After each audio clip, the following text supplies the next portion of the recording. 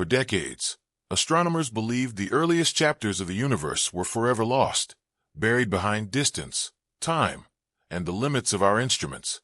The first stars, the first massive systems, and the moment when galaxies began to take shape were thought to be accessible only through theory and indirect clues.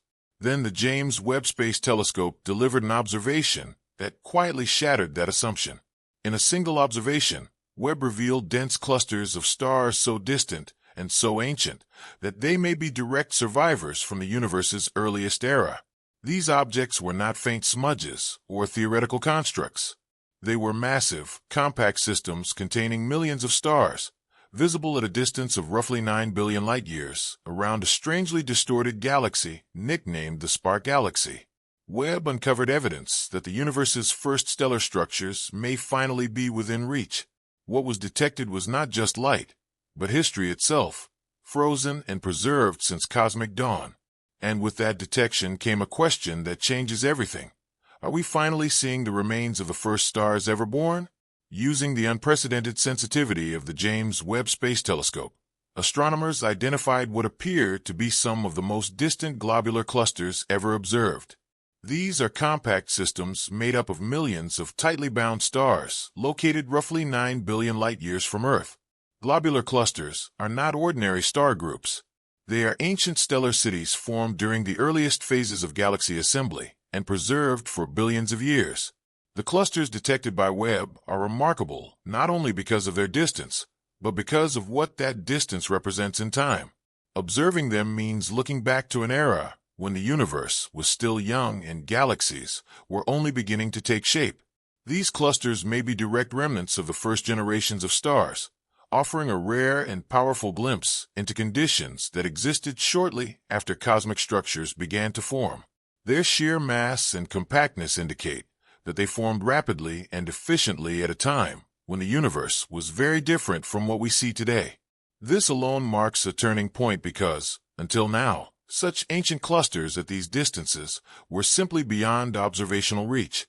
The importance of these distant globular clusters lies in what they allow astronomers to do for the first time. Because they are massive, ancient, and relatively simple systems, they act as natural time capsules of early cosmic history. These clusters could contain some of the universe's first stars, or at least stars formed very shortly after that initial era. Before James Webb, it was impossible to directly study globular clusters at such distances with enough detail to learn about their physical properties. Now, by observing them across multiple wavelengths, scientists can begin to estimate their ages, their stellar populations, and the total number of stars they contain. This opens the door to understanding when the first stars were born and how early galaxies assembled their stellar mass. Instead of relying purely on models, astronomers now have direct observational evidence from a period of the universe that was previously inaccessible. In that sense, these clusters are not just distant objects.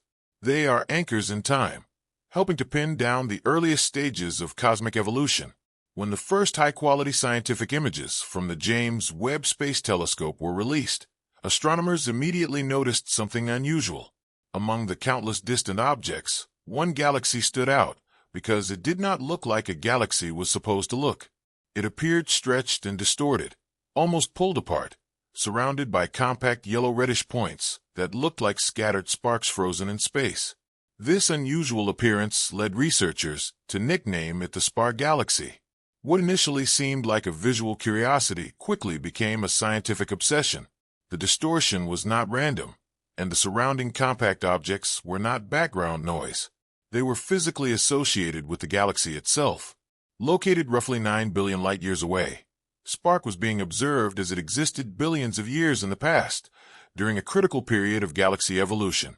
Its elongated shape hinted at powerful gravitational forces at work, while the dense objects around it suggested something far more important. This galaxy was hosting massive ancient stellar systems that had formed very early in cosmic history. A team of Canadian astronomers focused their analysis on those compact objects surrounding Spark, examining them carefully across different wavelengths using Webb's instruments. What they found was extraordinary. Out of the many bright spots encircling the galaxy, 5 were confirmed to be globular clusters, massive and ancient systems containing enormous numbers of stars. These were not young star-forming regions or random clumps of light. They were fully formed globular clusters, and potentially some of the most distant ones ever identified. The lead researchers described their surprise at finding such unique objects so early in the Webb data, noting that most of the sparks around the main body of the galaxy were actually massive and old stellar systems. This discovery transformed Spark from an odd-looking galaxy into a natural laboratory for studying the early universe. Because these globular clusters are observed at a time when they were much younger, astronomers can study their properties more easily than those of clusters in the Milky Way, where age has erased many clues. Spark offers a rare snapshot of globular clusters closer to their birth, allowing scientists to investigate how galaxies and their oldest stellar populations formed together in the early universe. For decades, astronomers faced a fundamental limitation that shaped everything we thought we knew about the early universe. While it was possible to estimate the ages of stars and globular clusters inside the Milky Way, doing the same for objects in distant early galaxies was essentially impossible. The farther back in time astronomers looked, the more uncertain their conclusions became.